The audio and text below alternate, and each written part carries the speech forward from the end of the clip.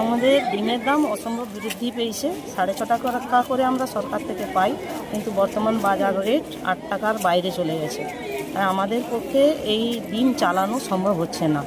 তাই আমরা আজকে সভাপতি স্যারের কাছে এবং বিডিও স্যারের কাছে এসেছি, যাতে আমরা গার্ডিয়ানদেরও বলেছি যে আমরা ডিমটা কিভাবে কি করব ওনাদের সাজেশন নিতে এসেছি আজকে।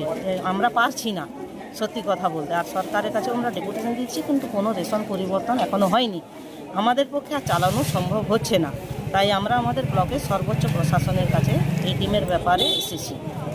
এখন কি অর্ধেক করে ডিম দিচ্ছেন আপনারা? না, আমরা এখনও চালু করিনি আমাদের ব্লকটাতে।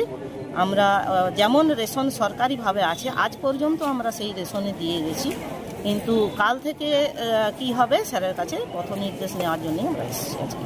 আচ্ছা, এখন তাহলে গোটা পুরো একটা করে যেমন রেশন আছে আমাদের খিচুড়ির দিন হাফ, ভাতের দিন গোটা, এখনও আজ পর্যন্ত আমরা দিয়ে এসছি সেন্টারে।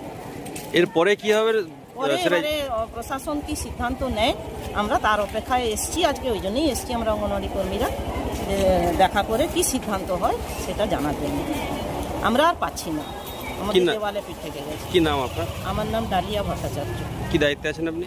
আমি পশ্চিমবঙ্গ রাজ্য ICDS কর্মী সমিতির পশ্চিম মেদিনীপুর জেলার সভানেত্রী।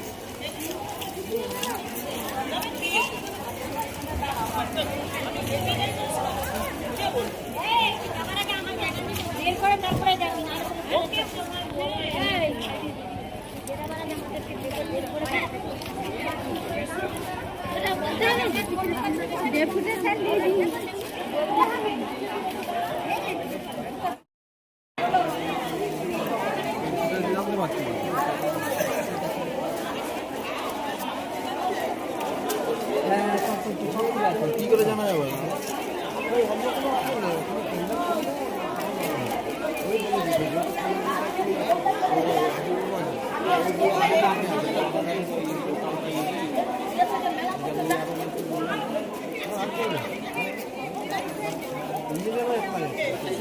ওই তো বলতো না, টেন্ডার খুলে তো অন্য টেন্ডার খোলার পরে তরকারি তখন খুলে